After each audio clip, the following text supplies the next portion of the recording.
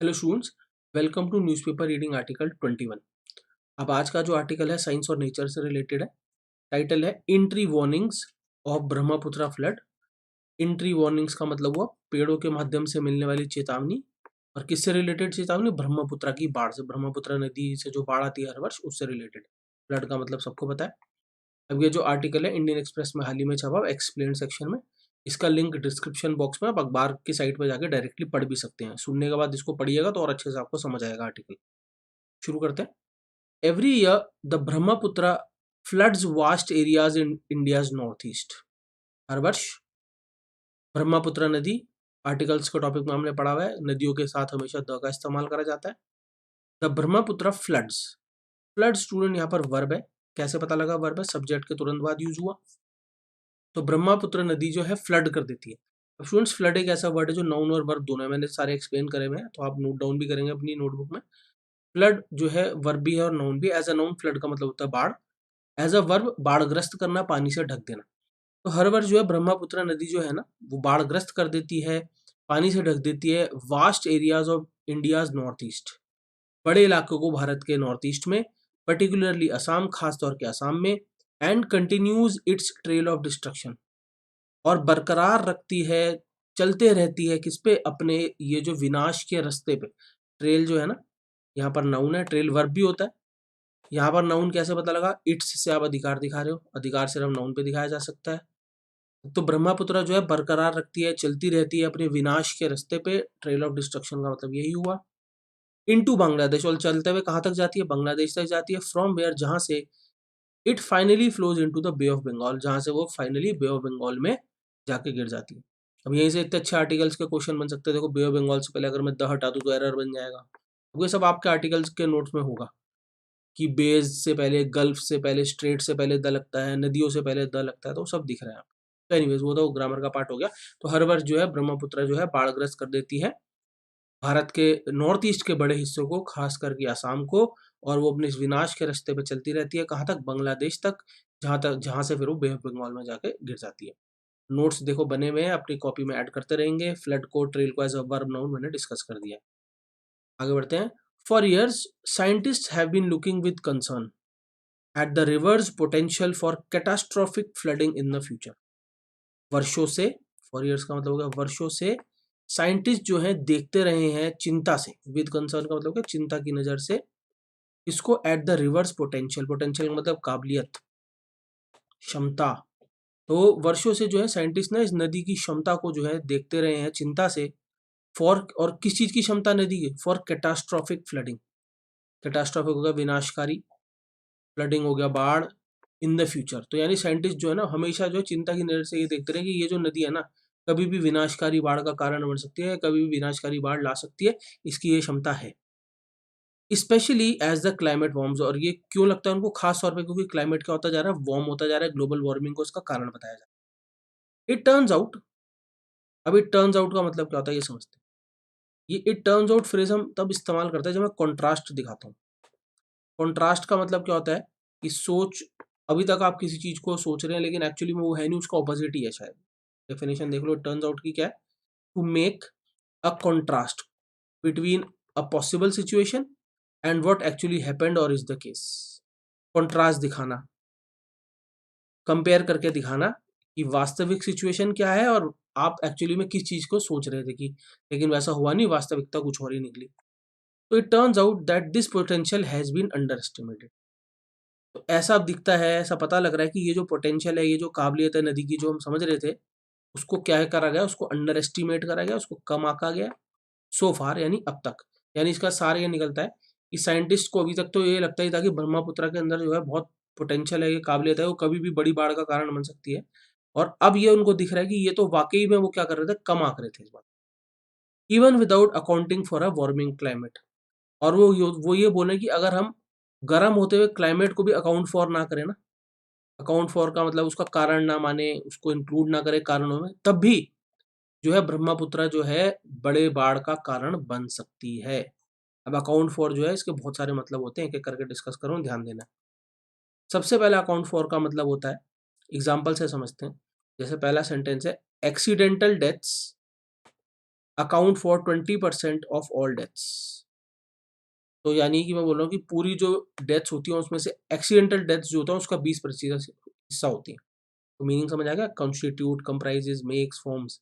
तो यानी कि कोई चीज किसी और चीज का कितना पार्ट है वो हम अकाउंट फॉर से बता सकते हैं। जैसे यहाँ पर हमने बोला कि एक्सीडेंटल डेथ जो है पूरी डेथ्स में उसका 20% हिस्सा होती है। अकाउंट फॉर का दूसरा मतलब होता है if something accounts for a particular fact और सिचुएशन, इट कॉजेज, एक्सप्लेन्स और gives necessary information about it. अगर कोई चीज किसी और चीज के लिए अकाउंट फॉर करती है तो या तो वो उसकी कारक होती है यानी उसको उसका कारण बनती है वो, या वो उसको एक्सप्लेन करती है या उसके बारे में नेसेसरी जानकारी देती है। एग्जाम्पल से बहुत अच्छा समझ आएगा।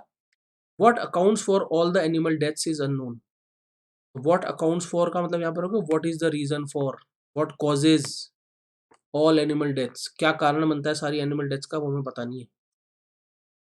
How do you account for all the losses of the company, how do you explain the losses of the company. यानी अकाउंट फॉर का दूसरा मतलब क्या है?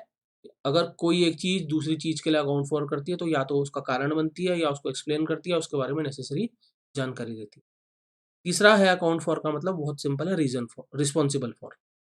The PM must account for the new reforms, यानी PM must be responsible for the new reforms. PM को जरूरी है कि जिम्मेदारी ले वो नई रिफॉर्म्स को लेकर। चौथा मतलब है ये अकाउंटिंग से रिलेटेड है। If a sum of money is accounted for in a budget, it has been included in that budget for a particular purpose. अगर कोई राशि अकाउंट फॉर हुई है बजट में तो यानी उस राशि को इंक्लूड करा गया बजट में किसी विशेष उद्देश्य के लिए। फिर से बोल रहा हूँ, कोई राशि अगर बजट में अकाउंट फॉर हुई है तो उसको इंक्लूड करा गया बजट में किसी विशेष उद्देश्य के लिए। जैसे यहाँ पर हमारे पास देखिए सेंटेंस है, the annual party has been accounted for in the statement. यानी कि जो स्टेटमेंट है, मान लीजिए फाइनेंशियल स्टेटमेंट है, उसमें एनुअल पार्टी का खर्चा जो है अकाउंट फॉर कर लिया गया, यानी एनुअल पार्टी के खर्चे को सम्मिलित कर लिया गया, शामिल कर लिया गया। और पांचवा जो अकाउंट फॉर आपको पता होना चाहिए, if you account for an enemy और अपोनेंट यू किल, डिस्ट्रॉय और बीट देम। यानी अगर आप किसी एनिमी को, अपने विरोधी को अकाउंट फॉर करते हैं या तो उसको आप जान से मार देते हैं या हरा देते हैं। In the end India accounted for the series by 2-1। अखबार में छपता है टाइटल, तो आखिरी में भारत ने अकाउंट फॉर करा। यहाँ पर हराने की बात हो रही है कि अपने प्रतिद्वंदियों को, अपने विरोधियों को हराया और सीरीज जीती कितने से? 2-1 से। ठीक है, अकाउंट फॉर के 5 मीनिंग जो है मैंने आपसे डिस्कस करे हैं। आगे बढ़ रहे हैं। This is the conclusion of a new study. तो ये जो है कंक्लूजन है, सार है एक नई स्टडी का, स्टडी रिसर्च होगी। किस सार की बात करें? अभी हमने पढ़ा था ना कि ब्रह्मपुत्र की जो है बाढ़ लाने की जो काबिलियत है उसको कम आंका गया है। ये कंक्लूजन जो है एक नई स्टडी में पब्लिश हुआ, पब्लिश यहाँ पर पार्टिसिपल है, इसको हम ऐसे ही पढ़ सकते थे, this is the conclusion of a new study which was published, that was published in the journal nature communication. तो ये जो है कंक्लूजन एक जर्नल में छपा था जिसका नाम था नेचर कम्युनिकेशन। आगे हम बात करेंगे व्हाट्स डिफरेंट। व्हाट्स डिफरेंट मतलब कि अब अलग क्या हो रहा है और पहले क्या होता था। एग्जिस्टिंग प्रोजेक्शंस ऑफ फ्लडिंग, जो अभी प्रोजेक्शंस होते हैं, प्रोजेक्शंस का मतलब एस्टीमेट लगाया जाता है, भविष्यवाणी की जाती है फ्लडिंग की, बाढ़ की, ऑफ द ब्रह्मपुत्र, ब्रह्मपुत्र नदी की, आर बेस्ड, वो आधारित होती हैं ऑब्जर्वेशंस पे ऑफ पास्ट रेनफॉल पैटर्न्स। यानी अभी क्या देखा जाता है कि पिछले साल अगर इतनी रेनफॉल हुई थी तो इस बार जो है ब्रह्मपुत्र का जो जल स्तर होगा वो इतना होगा। पिछले रेनफॉल पैटर्न को देख के अभी तो क्या करा जाता है, भविष्य की जो है भविष्य के लिए प्रेडिक्शन किया जाता है। But they rely on discharge gauge records. लेकिन ये जो रेनफॉल पैटर्न है ये किस पर निर्भर है? रिलाई ऑन का पेयर बनता है, डिपेंड ऑन, रिलाई ऑन, ये तो निर्भर है डिस्चार्ज गॉज रिकॉर्ड्स पे। अब डिस्चार्ज गॉज रिकॉर्ड्स क्या है? डिस्चार्ज गॉज एक डिवाइस होता है जो बताता है कि नदी के एक क्रॉस सेक्शन से कितना पानी बह के निकल गया, क्या जल स्तर रहा, कितना वॉल्यूम निकल गया पानी का। तो ये जो निर्भर है, ये तो हमारे पास जो डिस्चार्ज गॉज रिकॉर्ड्स हैं that date back only to the 1950s, जो कि 1950 के बाद के ही हैं, वो तो उन पे ही आधारित है। तो यानी जो अभी प्रोजेक्शन होते हैं, अभी एस्टिमेशन होता है ब्रह्मपुत्र से आने वाली बाढ़ का, वो तो किस पे आधारित है कि पिछले रेनफॉल कितनी हुई, और रेनफॉल कितनी हुई वो कहाँ से पता लगता है? जो डिस्चार्ज गॉज रिकॉर्ड है हमारे पास, जो कि कब से है? सिर्फ 1950 के बाद के ही है हमारे पास। ठीक है, the new study on the other hand, अब वो कंपेयर करें कि अभी तक का प्रोजेक्शन तो ऐसे होता था। The new study on the other hand, जो नई शोध है, नई रिसर्च है, और दूसरी तरफ is based on examinations of trading. जो नई शोध है, ये एन यहाँ पर नहीं होना चाहिए था, ये प्रिंटिंग मिस्टेक है, पेपर में ऐसे ही छपा हुआ था। ये जो नई शोध है ये आधारित है examination of tree rings. Tree rings पे जो एग्जामिनेशन करा जा रहा है, ट्री रिंग्स पे जो शोध करा जा रहा है, ये उस पर आधारित। अब ट्री रिंग किसको बोलते हैं, देखो स्कूल में पढ़ा था आपने, पेड़ की उम्र पता लगती है, पेड़ का क्रॉस सेक्शन काटो ना, तना काटो तो ऐसे गोले नजर आते हैं, ये ट्री रिंग्स कहलाता है। अभी तक ये हमको पता था कि इससे जो है पेड़ की उम्र पता लगती है, इससे और भी बहुत बातें पता लगती है। उसी की बात हो रही है कि जो नई रिसर्च है ना, वो इन्हीं ट्री रिंग्स के एग्जामिनेशन पे आधारित है, which provided a picture of rainfall patterns. और इन ट्री रिंग्स ने प्रोवाइड किया, अब पिक्चर का मतलब इन्फॉर्मेशन समझ लीजिए किसका, रेनफॉल पैटर्न्स का, गोइंग बैक 7 सेंचुरीज। और ये जो रेनफॉल पैटर्न के बारे में हमको जानकारी मिली, ये इन पेड़ों के रिंग्स ने कहाँ तक की दे दी, 7 सदियों पहले तक की, 7 सेंचुरीज। और देखो हमारे पास जो जो डेटा भी जिस पे हम रेनफॉल पैटर्न की बात करते हैं, वो कब से तक का है हमारे पास, वो तो 1950 से बात कही है हमारे। The rings showed that, in rings ने दिखाया कि post 1950s period was actually one of the driest. ये जो 1950 के बाद का पीरियड था, वास्तविक तौर पे ये तो वन ऑफ द ड्राइस्ट था। यानी कि अगर वास्तविक तौर पे देखें, ये तो काफी सूखा पीरियड था। यानी जिसको हम अभी ये मान रहे हैं कि बाढ़ग्रस्त था, यानी जिसमें ब्रह्मपुत्र नदी के से इतनी बाढ़ आई, जिसको हम बहुत ज्यादा कठिन मान रहे हैं अपने देश के लिए, तो इन पेड़ से मिलने वाली जानकारी के हिसाब से वो तो ये कह रहे हैं ये तो एक्चुअली में बहुत सूखा था, इसमें तो इतनी बाढ़ आई ही नहीं। सिंस द 1300s, यानी 13वीं सदी के बाद से, there have been much wetter periods in the past. यानी अगर 13वीं सदी के बाद से हम देखें, तो इससे कहीं ज्यादा गीले जो है काल, यानी इससे ज्यादा कहीं बाढ़े जो है पास्ट में देखने को मिली होंगी। ये कहाँ से मिल रही है जानकारी, ट्री रिंग्स से ही हमको जानकारी मिल रही है। ट्री रिंग्स मैंने आपको दिखा दिया, आगे बढ़ते हैं। Using climate models to simulate for future discharge. Climate models का इस्तेमाल करके, क्या करने के लिए, सिमुलेट करने के लिए, फ्यूचर डिस्चार्ज को, सिमुलेट का मतलब मॉडल का इस्तेमाल करके भविष्य का प्रेडिक्शन करना, एक्सपेरिमेंट करके आर्टिफिशियल डेटा के अनुसार कि फ्यूचर डिस्चार्ज कितना होगा। फ्यूचर डिस्चार्ज का मतलब फ्यूचर में नदी में कितना पानी बह के निकलेगा, नदी का जल स्तर कितना होगा। द रिसर्चर्स फाउंड, रिसर्चर ने पाया दैट डिस्ट्रक्टिव फ्लड्स, की विनाशकारी floods probably will come more frequently than thought. जो ये विनाशकारी बाढ़ें हैं, ये संभावित है कि ये और ज़्यादा फ्रीक्वेंटली होंगी जितना अभी तक हम सोचते हैं। तो ये थोड़ा सा ना मॉडल और सिमुलेट वर्ड, इनके ना एक्चुअली में बहुत सारे मीनिंग होते हैं, मॉडल का भी, सिमुलेट का भी। मॉडल नाउन भी होता है।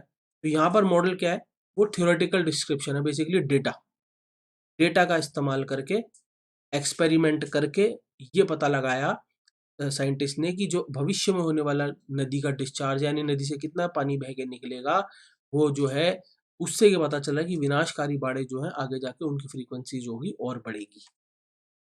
द ट्री रिंग्स सजेस्ट, पेड़ों के जो ये रिंग्स हैं सजेस्ट करते हैं, जानकारी देते हैं, बताते हैं दैट द रीसेंट डेकेड्स, की हाल ही के जो हमारे दशक रहे, particularly from 1950s to 1980s, खास तौर पे 1950 से 1980 तक, वर अनयूजुअली ड्राई, वो असामान्य तौर पे ड्राई थे। बेसिकली अगर देखो वो क्या बोल रहे हैं, पेड़ों के रिंग से पता लग रहा है कि जिनको अभी तक हम मान रहे थे ना कि हर साल ब्रह्मपुत्र नदी में बाढ़ आती है, तो 1950 से 80 का दशक देखो, वो तो ड्राई बता रहे हैं। यानी कि पेड़ों के रिंग से ये जानकारी मिल रही है कि उससे पहले तो इससे भी कहीं ज्यादा क्या हुआ होगा, बाढ़ आई होगी या नदी में पानी आया होगा। Therefore in general past conditions were waiter, therefore सामान्य तौर पे पास्ट कंडीशन जो थी वर वेटर, वो कहीं ज्यादा इससे क्या थी, वेटर थी, यानी कहीं ज्यादा पानी या गीली थी, या कहीं ज्यादा बाढ़ उस समय में आई होगी। Lead author Mukund Palatrao, who recently earned his PhD from Columbia University, said by email. और ये बात किसने बोली, ये उन साहब का नाम है मुकुंद पलतराव, जिनको अभी हाल ही में पीएचडी मिली है कोलंबिया यूनिवर्सिटी से। उन्होंने ईमेल से ये जानकारी दी कि भाई जो 1950 के बाद का जो समय है, ये तो ट्राई मान के चलिए, क्योंकि इससे पहले का जो काल था, इससे पहले का जो पीरियड था, वो तो कहीं ज्यादा वेट था। सिमिलरली क्लाइमेट मॉडल सजेस्ट, इसी तरीके से क्लाइमेट मॉडल भी ये बताते हैं that the future will likely B waiter, कि आने वाला समय जो होगा वेटर होगा, कंपैरेटिव डिग्री वेट की, वेट वेटर वेटेस्ट, और गीला होगा, और गीला होगा मतलब और बाढ़ें आएंगी, due to our emission of carbon dioxide. और उसका कारण क्या है, जो हम एमिट कर रहे हैं, रिलीज कर रहे हैं कार्बन डाइऑक्साइड पर्यावरण में, वो कारण होगा। टेकन टुगेदर, यानी इन दोनों चीजों को अगर हम साथ लेके चलें, दिस सजेस्ट, ये बताता है that we might be underestimating the current frequency of wet years, कि शायद हम कम आंक रहे हैं, अंडर एस्टिमेट कर रहे हैं जो करंट तीव्रता है वेट ईयर्स की, वेट ईयर्स का मतलब बाढ़ ग्रस्त वर्षों की, and in turn off flooding, और इसी तरीके से बाढ़ की। तो बेसिकली वो क्या बोलना चाह रहे हैं कि अगर हम इन दोनों डेटा को साथ लेके चले ना, जो क्लाइमेट मॉडल हमने बनाया अभी, और दूसरा हम कार्बन डाइऑक्साइड जो छोड़ रहे हैं पर्यावरण में, इन दोनों को अगर हम साथ लेके चले, तो उसके हिसाब से जो हम आंक रहे हैं ना कि बाढ़ आने वाले वर्ष कौन कौन से होंगे, वो हम कम आंक रहे हैं, और बाढ़ कितनी आएगी वो भी क्या है, हम कम आंक रहे हैं। If one projects from modern discharge records, the study found one would be underestimating the danger by 24% to 38%। बोल रहे if one projects from modern discharge records, की अगर हम जो है ना प्रोजेक्ट कर रहे हैं, भविष्यवाणी कर रहे हैं, जो अभी हमारे डिस्चार्ज रिकॉर्ड्स, अभी बताया था ना, अभी जो भविष्यवाणी करी जाती है वो किस पैटर्न पे करी जाती है कि पिछले वर्ष क्या रेनफॉल हुई, डिस्चार्ज गॉज रिकॉर्ड से देखा जाता है नदी से कितना पानी बह के निकला, तो इसके आधार पर भी हम प्रेडिक्ट करते हैं। तो अगर वो कह रहे हैं कि अगर हम ऐसे प्रेडिक्ट करते हैं तो हम अंडर एस्टिमेट कर रहे हैं खतरे को 24 से लेकर 38% तक। एज राव एक्सप्लेन, जैसे कि राव एक्सप्लेन कर रहे हैं on the Columbia university website, Columbia university की वेबसाइट पे, इफ द इंस्ट्रूमेंट्स से we should expect flooding toward the end of the century, वो कह रहे हैं अगर हमारे इंस्ट्रूमेंट्स कहते हैं कि हमको एक्सपेक्ट करना चाहिए फ्लडिंग, बाढ़, कब, सदी के अंत में, to come about every 4.5 years, की सदी के अंत में जो बाढ़ आएगी वो हर 4 या 4.5 वर्षों में आएगी। अगर हमारे इंस्ट्रूमेंट्स हमें ये बता रहे हैं, we are saying we should really expect flooding to come about 3 years, तो वो ये कह रहे हैं, राव ये कह रहे हैं कि तो ऐसे में ना हमें ये मानना चाहिए वास्तविक तौर पे जो बाढ़ आएगी वो 4-4.5 वर्षों में नहीं आएगी, वो कब आएगी, वो 3 वर्षों में आएगी। कारण उन्होंने भी पीछे बताए, कार्बन डाइऑक्साइड छोड़ रहे हैं, फिर पेड़ों से ये जानकारी मिल रही है, तो वो क्या बोल रहे हैं कि जो बाढ़ आएगी वो 4-4.5 साल में नहीं आएगी, 3 साल में आएगी, आप ये मान के चलिए। अब आगे हमको बता रहे हैं कि ट्री रिंग्स से हम ये जानकारी कैसे ले रहे हैं, why tree rings grow wider in years when soil moisture is high.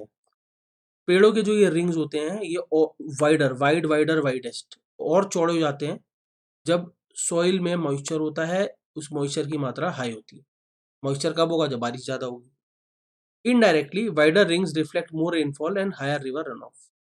Indirect तौर पे ये दिखाता है कि वाइडर रिंग्स जब भी पेड़ों के होते हैं ना, ये दिखाते हैं कि उस इलाके में ज्यादा रेनफॉल हुई हो, उस काल में ज्यादा रेनफॉल हुई है, उस समय में ज्यादा रेनफॉल हुई है, और higher river run off. Run off का मतलब ये समझिए कि जब बरसात का पानी अब्जॉर्ब हो जाता है सॉइल में, तो क्या चला गया, वो धरती से नीचे चला जाता है, लेकिन जब वो अब्जॉर्ब नहीं होता, बतौर नदी बह जाता है, बतौर स्ट्रीम बह जाता है, तो उसको हम बोलते हैं run of.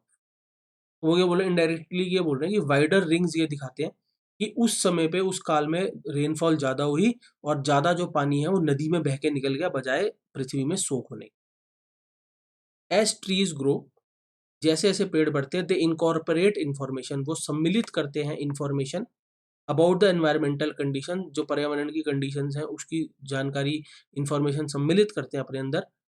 They are living in their annual growth rings, और ये किस में सम्मिलित करते हैं, अपने ग्रोथ रिंग्स में, जो रिंग्स की फोटो मैंने आपको दिखाई थी। Rao told the Indian Express, Rao ने के बाद इंडियन एक्सप्रेस को बताई, trees in the region grow more and put on wide rings in wet monsoon year. तो इलाके के जो पेड़ होते हैं ना, वो बढ़ते भी ज्यादा हैं, और उनके जो है रिंग्स भी ज्यादा चौड़े हो जाते हैं जब मॉनसून ज्यादा होता है, या वेट मॉनसून ईयर्स होते हैं, जब बरसाती सीजन ज्यादा होता है। कन्वर्सली, विपरीत opposite, in dry monsoon year, जब मानसून सूखा होता है या कब बारिश जब कम होती है, दे ग्रो लेस, पेड़ जो है कम ग्रोथ लेते हैं, और उनके जो रिंग्स भी हैं वो नैरो होते हैं, इतने वाइड नहीं होते, वाइड का opposite narrow. Since some of these trees can live for a long time, क्योंकि सिंस जो है क्योंकि इन पेड़ों में से कुछ जो है लंबे समय तक जीवित रह सकते हैं, by taking a small pencil thin tree core.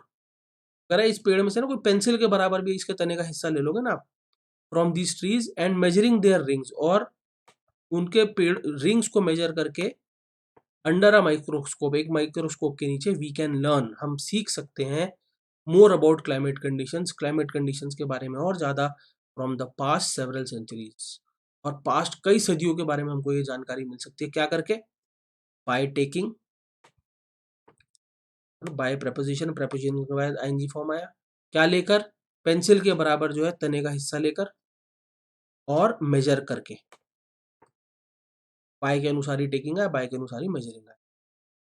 Ancient trees were sampled at 28 sites in Tibet, Myanmar, Nepal and Bhutan. तो जो है एंशियंट पौराणिक पेड़ जो थे, उनकी सैंपलिंग की गई 28 जगहों पे, कहाँ पे, तिब्बत में, म्यांमार में, नेपाल में और भूटान में। At sites close enough to be affected, और ये जो साइट्स थी ये काफी करीब थी, किसके काफी करीब थी, to be affected by the same weather system, जो कि प्रभावित हो सकती है या प्रभावित है बिल्कुल सेम वेदर सिस्टम से, जैसे कि ब्रह्मपुत्र वाटरशेड में होता है। यानी जो ब्रह्मपुत्र का इलाका है ना, बिल्कुल उससे मिलता जुलता इनका भी जो है एनवायरमेंट, या बोल सकते हैं एनवायरमेंटल कंडीशंस है इन जगहों की जहां पर ये रिसर्च हुई। Analysing the rings, the scientist built a 696 year chronology. इस इन रिंग्स को एनालाइज करके साइंटिस्ट ने बनाया एक 696 ईयर का क्रोनोलॉजी बनाया। अब एनालाइजिंग यहाँ पर क्या है, एनालाइजिंग यहाँ पर पार्टिसिपल। साइंटिस्ट ने, अब क्रोनोलॉजी क्या है, क्रोनोलॉजी बेसिकली क्या होता है, सीक्वेंस ऑफ इवेंट्स होते हैं टाइम के अनुसार, कालक्रम बोलते हैं जिसको हम हिंदी में। क्रोनोज एक रूट है, क्रोनोज में स्टूडेंट्स और भी वर्ड्स आपको पता होने चाहिए। Chronos is the root for time, पहला मतलब है क्रोनोमीटर, क्रोनोमीटर घड़ी को बोलते हैं। Time keeping device. क्रॉनिक जो कि एक एडजेक्टिव है, क्रॉनिक यानी लंबे समय से, किसी को अगर क्रॉनिक इलनेस है तो लंबे समय से चल रही है। समय देखो, सब क्रोनोज अगर आ गया ना वो टाइम से रिलेटेड हो। क्रॉनिकल घटनाक्रम को बोलते हैं, समय के अनुसार जो घटनाक्रम होते हैं, events in order of time. और कोई चीज अगर एनाक्रॉनिक है तो वो आउट ऑफ डेट है, यानी जिसका समय खत्म हो चुका है, जो चलन से बाहर हो चुकी है। तो यहाँ पर क्रोनोलॉजी वर्ड पढ़ लिया ना, तो 4-5 वर्ड एक साथ तैयार हो गया आपके, अपने नोट्स में ऐड कर लेना। सारे क्रोनो पे रिलेटेड है, क्रोनो का मतलब होता है टाइम। तो साइंटिस्ट ने ना ये सारे रिंग्स पढ़ के एक क्रोनोलॉजी, एक कालक्रम या ऑर्डर ऑफ इवेंट्स उन्होंने बनाए समय के अनुसार 1309 से सन 2004 तक, 13वीं सदी से सीधा सन 2004 तक की उन्होंने एक सीरीज बना दी। द ट्रीज आर टेलिंग, पेड़ क्या बता रहे हैं उसमें, पेड़ बता रहे हैं us about past river flow, पेड़ हमें बता रहे हैं रिवर के पास्ट फ्लो के बारे में, बाय इन्फॉर्मिंग, ये सूचित करके, how wet the upper parts of the basin was, कि कितने गीले थे बेसिन के ऊपरी हिस्से। This is obviously closely related, ये स्पष्ट तौर पे जो है बहुत क्लोजली रिलेटेड है to the strength of the monsoon. वो क्लोजली रिलेटेड है कि मॉनसून की स्ट्रेंथ क्या रही होगी। भाई जितना गीला रहा बेसिन तो किसकी वजह से रहा होगा, बरसातों की वजह से ही तो रहा होगा। राव साइड और के बाद राव ने बोली, from historical records going back to the 1780s, ऐतिहासिक रिकॉर्ड्स के माध्यम से जो कितने पुराने, 1780 के हैं। द रिसर्चर्स फाउंड, रिसर्चर्स ने ये पाया that the widest rings coincided with major flood years, की जो सबसे चौड़े रिंग थे वो कोइंसाइड करे किन वर्षों से, जिन वर्षों में सबसे ज्यादा बड़े बड़े फ्लड्स आए।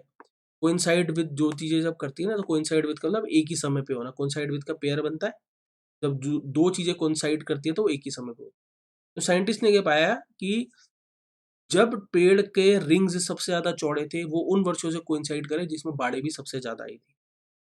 From this they extrapolated the yearly river discharge. अब एक्स्ट्रापोलेट का मतलब क्या है, कि किसी डेटा को आधार बनाना और उसके हिसाब से एस्टिमेट करना, फोरकास्ट करना। तो इस डेटा से साइंटिस्ट ने एक्स्ट्रापोलेट करा, फोरकास्ट करा, एस्टिमेट करा ईयरली रिवर डिस्चार्ज को in the centuries preceding modern records. Yearly river discharge का मतलब है कि हर वर्ष कितना पानी नदियों से बह के निकला होगा, कितनी बाढ़ आई होगी, ये साइंटिस्ट ने क्या करा, प्रेडिक्ट करा। और ये कौन सी सेंचुरीज के लिए करा उन्होंने, जहां तक के हमारे पास मॉडर्न रिकॉर्ड है, मॉडर्न रिकॉर्ड तो हमारे पास 1950 के बाद तक के बाद से हैं, उससे पहले का डेटा जो है साइंटिस्ट ने एक्स्ट्रापोलेट करा। एक्स्ट्रापोलेट और कॉन्साइड का मतलब हो गया। Findings and takeaways. Findings and takeaways का मतलब स्टूडेंट्स ये है कि ये जो हमने डिस्कशन करा इसमें सबसे इंपॉर्टेंट बात हमको क्या दिमाग में रखनी चाहिए, क्या याद रखना चाहिए। From a river flow gauge in northern Bangladesh, records showed a median discharge about 41,000 cubic meters per second from 1956 to 1986। तो एक रिवर फ्लो गॉज से नॉर्दर्न बांग्लादेश के रिकॉर्ड्स ये दिखाते हैं कि एवरेज डिस्चार्ज जो हुआ वो इतने हजार क्यूबिक मीटर का हुआ 1956 से 1986 तक, और 43,000 क्यूबिक का हुआ 1987 से 2004 तक। तो वो बता रहे कि रिवर गॉज मैंने बता दिया था ना, वो डिवाइस था जिससे पता लगता कितना पानी बह के निकल गया, तो उससे ये आंकड़े हमको मिले। The tree rings in contrast showed, tree rings ने इन कॉन्ट्रास्ट ऑपोजिट इसके क्या दिखाया, दैट 1956 से लेके 1986 was in only the 13th percentile of river discharge and 1987 to 2004 in the 22nd। तो इसका क्या मतलब निकलता है, लेकिन अब वो कह रहे हैं कि अगर लेकिन पेड़ों के रिंग्स देखे ना, तो वो तो ये दिखाता है कि 1956 से लेके 1986 तक जो था वो 13th परसेंटाइल में था रिवर डिस्चार्ज के। अब इसको ना घबराना ही नहीं कि 13th परसेंटाइल का क्या मतलब है। 13th परसेंटाइल का मतलब ये है कि 87% केसेस में ना रिवर डिस्चार्ज इससे ज़्यादा था। क्या मतलब निकलता है, देखो हमारे हिसाब से तो 41,000 क्यूबिक मीटर जो बहुत पानी निकल गया, या ये इतना पानी था जो बाढ़ का कारण था। तो अगर इतना ही पानी बाढ़ का कारण था तो सोचो जो 87% केसेस में इससे ज़्यादा पानी बह के निकला तो उससे तो और ही ज़्यादा बाढ़ आई होगी ना। तो ये किससे जानकारी मिली हमको, कि पेड़ों के रिंग से मिले। और देखो फिर वही बात प्रूव हो रही है जो शुरू में बोला गया था ना, कि पेड़ के रिंग से ये जानकारी मिली थी कि 1950 से बाद का जो समय एक्चुअली में ड्राइएस्ट पार्ट है। यानी जिसको हम ये सोच रहे हैं कि इतने से ही बाढ़ आ गई और यही हर वर्ष बाढ़ आ रही है ब्रह्मपुत्रा में, वो तो वास्तविकता में क्या है, वो तो ड्राइएस्ट पीरियड है। और इस डेटा से भी देखो वो हमको पता चल रहा है। The rings did show some other relatively dry time. जो रिंग्स थे इन्होंने और भी जो है कंपैरेटिवली ड्राई समय दिखाए इन द 1400 यानी 14वीं सदी में, 16वीं सदी में और 18वीं सदी में। But they also showed periods of extreme flooding. लेकिन उन्होंने ऐसे भी काल दिखाए जिसमें एक्सट्रीम फ्लडिंग थी, जरूरत से ज्यादा बाढ़ थी, विद नो कंपेरेबल पीरियड। और कोई कंपेयर करने योग्य पीरियड नहीं था ड्यूरिंग 1956 टू 2004। और 1956 से 2004 तक कोई कंपेयर करने योग्य हमारे पास डेटा नहीं है। कौन से डेटा से, देखो पेड़ों ने ये भी बताया कि इन 3 जो सदियों में ना एक्सट्रीम फ्लडिंग भी हुई, लेकिन उससे कंपेयर करने का डेटा 1956 से 2004 तक का अभी तक हमारे पास नहीं है। यानी कि क्या साफ निकलता है इसका, यानी उतनी बाढ़ अभी तक 1956 और 2004 के बीच में आई ही नहीं। तो ये तो डरने का विषय है ना, कि 1956 से 2004 में हम कई बार, हमारे हिसाब से तो कई बार देश में बाढ़ आ गई। तो हम जिसको बाढ़ मान रहे हैं, एक्चुअली में पेड़ों के डेटा से अगर देखें तो इससे कहीं ज़्यादा बाढ़ या इससे ज़्यादा कहीं ज़्यादा पानी तो नदी में बह के पहले निकल चुका है, जिसके बारे में हमारे पास डेटा ही नहीं है। The worst spell, spell is a period of time जिसमें कोई एक्टिविटी होती है। तो जो सबसे बुरा काल था lasted from 1560 to 1600, 1750 to 1800 and 1830 to 86। तो सबसे बुरा काल था ना, सबसे बुरा काल का मतलब जिसमें सबसे बुरी बाढ़, विनाशकारी बाढ़ आई, वो 3 पीरियड्स थे। द रिसर्चर्स सेड, रिसर्चर्स ने कहा, projecting from the existing discharge record would under estimate future flood hazard. Researcher ने कहा कि अगर हम प्रोजेक्ट करते हैं इससे, जो अभी हमारे पास डिस्चार्ज रिकॉर्ड है, जो कि डिस्चार्ज गॉड से हमें मिलता है, वो अंडर एस्टिमेट करेगा, कम आंकेगा फ्यूचर फ्लड है, भविष्य में होने वाले बाढ़ के खतरे को 24 से 38% तक, विदाउट फैक्टरिंग इन क्लाइमेट वार्मिंग। और इसमें क्या है, हम क्लाइमेट वार्मिंग की तो बात ही नहीं कर रहे हैं, which would only increase the frequency of future flooding. Factor in का मतलब क्या, जब हम किसी चीज को कंसिडर करते हैं। और वो कह रहा है अभी तो हम क्लाइमेट वार्मिंग को कंसिडर कर ही नहीं रहे, इसमें अभी तो सिर्फ हम ये वो डेटा ले रहे हैं जो कि डिस्चार्ज गॉड से मिल रहा है, जो कि उस डिवाइस से मिला है जिससे नदी का पानी हम आंकते हैं कितना बह के निकल गया। क्लाइमेट वार्मिंग की तो हमने बात ही नहीं करी। उसको हम फैक्टर इन कर लें, उसको भी अगर हम दायरे में ले लें तो और ज्यादा जो है ये परसेंटेज बढ़ जाएगी। High temperatures drive more evaporation of ocean waters. जो ज्यादा बढ़ते हुए टेम्परेचर हैं, वो ज्यादा इवेपोरेशन उसकी वजह से होता है महासागर के पानी का। And in this region the water ends up as monsoon rainfall. और इस इलाके में, कौन से इलाके में, जो ब्रह्मपुत्र का वाटर शेड इलाका है, उस इलाके में जो है वो इवेपोरेशन वाला पानी मानसून बन के बारिश हो जाती है। दैट इज वाई, इसी कारणवश साइंटिस्ट के मानते हैं that the warming climate will intensify monsoon rains. कि वार्मिंग, गर्म होता हुआ जो क्लाइमेट है वो तीव्रता बढ़ा देगा मानसून रेन्स की आने वाले दशकों में, तीव्रता बढ़ा देगा, डिग्री बढ़ा देगा। एंड इन टर्न, और बदले में सीजनल फ्लडिंग का भी कारण बनेगा, या सीजनल फ्लडिंग को भी बढ़ा देगा, यानी हर सीजन में फ्लड को भी बढ़ा देगा। Low lying areas of Bangladesh, जो तलीय इलाके हैं बांग्लादेश के, are traditionally hit the hardest. वो अगर हम देखें परंपरागत तौर पे सबसे ज्यादा वो वर्स्ट हिट होते हैं, सबसे ज्यादा बाढ़ का जो है फर्क वहीं पड़ता है। When the Brahmaputra is flooded, जब ब्रह्मपुत्र में बाढ़ आती है। इन 1998 में 70% of Bangladesh went under water, यानी 70% बांग्लादेश में बाढ़ आई। While serious floods also came in 2007 and 2010। और गंभीर फ्लड जो है बाढ़ 2007 में भी है और 2010 में ही रिसर्चर्स ने ये बात नोट की। The findings are obviously relevant. ये जो रिसर्च की फाइंडिंग्स हैं, ये जो शोध के नतीजे हैं, ये स्पष्ट रूप से उचित हैं to Assam and north east India too. किसके लिए, असम के लिए भी और नॉर्थ ईस्ट इंडिया के लिए भी। जो यानी आंकड़े हमको बांग्लादेश के लिए मिल रहे हो, यहाँ के लिए भी जो है रेलेवेंट है। एडिशनली राव ने की बात बोली, flood risk could be compounded by planned projects in the region. उन्होंने एक और बात बोली कि जो बाढ़ का खतरा है ना, ये कंपाउंड हो सकता है। जब वो चीज कंपाउंड होती है ना, उसकी इंटेंसिटी बढ़ जाती है, वो और बदतर, बुरी, वर्स हो जाती है। तो बोले कि जो बाढ़ का खतरा है ये और वर्स हो सकता है, किससे?